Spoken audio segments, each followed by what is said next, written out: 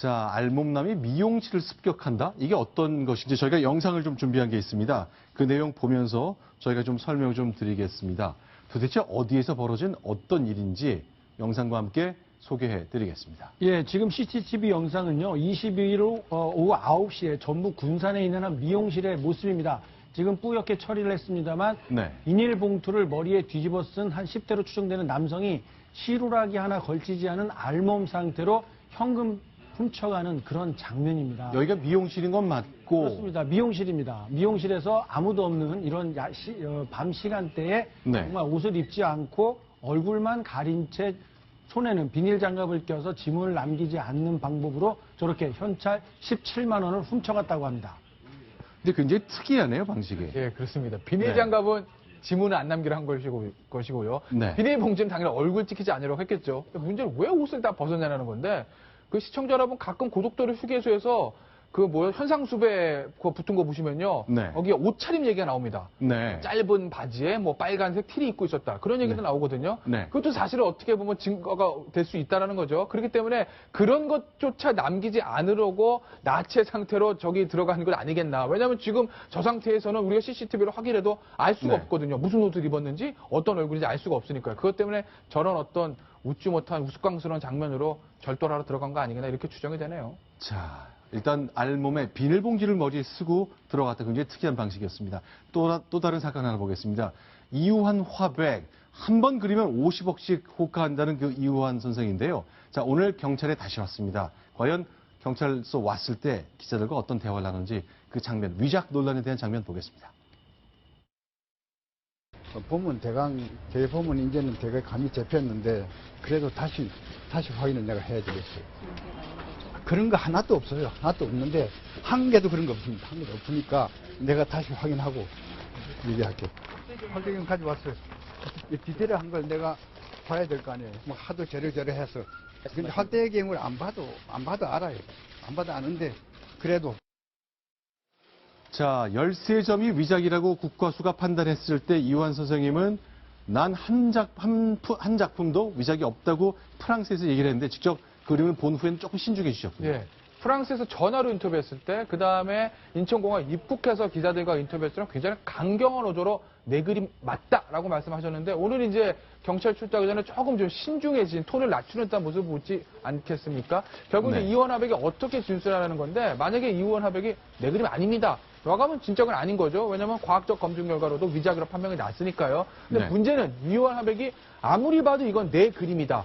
과학적 검증이 어떻게 나왔더니 내가 그린 그림이다라고 얘기했을 때는 얘기가 좀 복잡해지는 거죠. 네. 그때는 사실 그렇게 되면 경찰 입장에서는 이우환 화백이 원래 쓰던 물감과 이 그림의 물감은 틀린데 그럼 왜 그 당시 이 물감으로 그림을 그렸는지 그런 것들에 대한 구체적인 진술을 요구할 것이고 그러면 잘못하면 사건이 굉장히 미궁 속으로 빠질 위험도 있는 거죠. 자, 그러니까 1970년대 말에 그린 저 그림인데 당시에는 물감에 납이 많았는데 그 이후에 아크릴로 바뀌었잖아요. 그러나 위작이라고는 국과수가 이제 납성분이 들어있지 않기 때문에 판단한 것인데 어쨌건 이우환 선생의 생각이 좀 다른 것 같습니다. 자, 이번에는 좀 충격적인 얘기를 좀 봐야 되겠는데요. 자, 부산에서 있었던 사건인데 이게 어디까지 흘러갈지 잘 모르겠네요. 예, 지금 사건 자체도 논란입니다만 경찰 내부의 은폐 논란까지 더해지면서 일파만파 갈수록 논란이 커지고 있습니다. 부산에 학교 전담 경찰관, 그러니까 학교 학생들을 보호하기 위해서 전담 배치된 경찰관이 오히려 보호해야 될 어린 학생들을 상대로 성관계를 맺었다라는 사실이 알려졌고 이런 내용이 상부에 보고됐지만 제대로 이를 조치하기보다는 이 당사자들의 사표를 수리하고 빨리 내보내는데 급급해서 제대로 처리하지 않았다라는 은폐 의혹이 더해지면서 갈수록 전 국민적인 공분을 사고 있습니다. 자, 그러면 하나씩 좀 보겠습니다. 근데 과연 진실이 무엇인지 하고 과연 제대로 보고가 돼서 우리 경찰 당국에서 알고 있는지의 문제인데요. 자, 좀 하나씩 좀 짚어보겠습니다. 예, 먼저 오른쪽에 있는 정경장이라고 표시되어 있는 쪽을 보겠습니다. 연제경찰서에 근무하고 있었는데요. 작년입니다. 작년에 중학교 3학년 학생을 전담해서 상담을 해주고 있었습니다. 네. 그런데 이 학생이 고등학교에 진학하면서는 떨어져야 정상이었는데 오히려 올해 3월부터 성관계를 맺기 시작하고 아내와 이혼하고 이 학생과 살겠다 이런 생각을 먹었나 봅니다. 네. 심상치 않은 관계를 알아챈 정 경장의 네. 아내가 이 같은 알아채면서부터 이 논란이 불거졌는데요. 네. 지난달 10일 정 경장이 사표를 제출하고 그걸로 모든 게 끝나는 줄 알았던 겁니다. 하지만 네. 뒤늦게 경찰관 내부에서도 경찰 내부에서도 이거 정말 문제다. 이거 짚고 넘어가야 된다는 지적들이 나오면서 다른 학교에 있었던 이런 일들까지 하나둘씩 지금 더 나오고 있습니다. 그럼 이 그림의 왼쪽을 보면요. 이 김경장이라는 분은 사표를 지금 냈습니다만 아니다. 우리는 사귀는 사이다. 사랑하는 사이라고 주장을 한다면서요. 지금 그렇게 본인은 이야기를 하고 있는데요. 법적으로는 그렇게 주장하는 것이 형법상 처벌을 피하는 길일지는 모르겠지만 네. 학생들을 보호하라고 보낸 경찰이 학생과 성관계를 맺었다. 사랑해서 그랬다라고 주장하는 데 대해서 아이고 그럴 수 있겠구나라고 공감하는 국민들 단 한 명이라도 있겠습니까?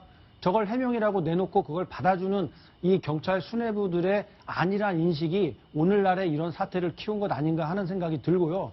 또 한 가지는 정말 대한민국의 그 많은 학교 정당 경찰관들 고생하고 있는 건 압니다만 전국에서 딱 두 군데 저 부산에서만 저런 일이 벌어졌을까 걱정하는 부모들이 한두 명이 아닙니다. 실제로 오늘 이제 강신명 경찰청장이 국회에 출석해서 증언을 했는데 자신은 몰랐다는 취지의 말을 했습니다. 보고를 못 받았다는 것 같은데 과연 어떻게 말하는지 그리고 그 의미를 한번 짚어보겠습니다. 사건이 발생한 두 개의 경찰서의 경찰서장급에 대해서는 지금 현재까지의 감찰 조사 결과 그 사안을 인지를 한 것으로 드러났습니다. 부산지방경찰청에도 실무자들도 인지를 한 것으로 드러났고 일단 현장의 경찰서에서는 알았지만 나는 몰랐다. 상부로 보고가 안 됐다는 뜻입니까? 어떤 건가요? 예, 지금 강신명 청장의 이야기는 네. 얼핏 그렇게도 들립니다. 하지만 언론 보도 내용을 통해서 나온 내용으로만 보면 그런 내용들이 이미 경찰청에도 다 보고가 들어갔고 다만 형법상 처벌이 어렵다라는 입장을 밝히고 있지만 어쨌든 경찰서보다도 부산지방청이 먼저 이 같은 내용을 파악했다라는 내용도 나오고 있고요. 그 이후에 경찰청에도 보고가 되지 않았겠느냐. 왜냐하면 경찰에서는 음주만 해도 누가 이렇게 음주 사고를 쳤는지 그걸 다 보고를 하는 게 일상화되어 있는 조직입니다. 그런데 이렇게 엄청난 일을 저질러 놨는데도 상부에 보고하지 않았다? 나는 몰랐다? 라는 해명을 내놓으면 경찰 내부에서조차 아니 그걸 믿으라고 하는 소리냐라는 반발의 소리가 나오는 이유입니다. 네. 결국 이제 이 사건이 어디까지 흘러갈 것이냐, 가장 관심 있는 분이 이게 결국 그러면 처벌이 가능한 것이냐는 건데, 이게 이제 부산청에서 뭐라고 그러냐면 합의에 의한 성관계이기 때문에 처벌할 수 없다 이렇게 얘기를 합니다. 미성년자라도 그런 겁니까? 그러니까 그거는 이렇습니다. 13세 미만이게 되면 합의에 의한 성관계로도 당연히 처벌이 됩니다. 그런데 지금 이 피해 학생들은 13세 미만이 아니기 때문에 합의에 의한 성관계라 13세 미만이 아니기 때문에 거기에 해당되지 않는 건데 문제는 어디 있냐면요. 미성년자입니다. 그러니까 일반적으로 우리가 성인한테 해당하는 강간이라고 했을 때 폭행, 협박 얘기하지 않습니까?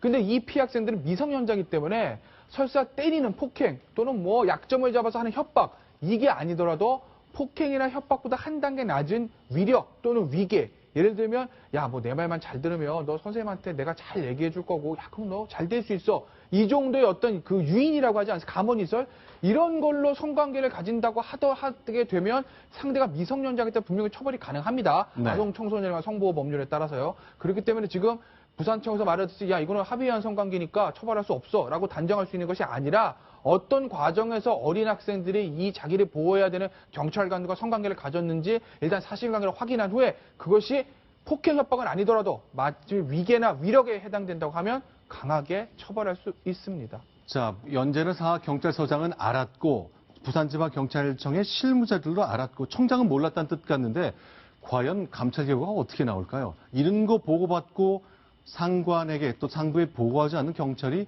존재한다는 것도 잘 믿기 어렵습니다. 밝혀질 겁니다. 자, 다음 소식 넘어갑니다. 순위 보겠습니다.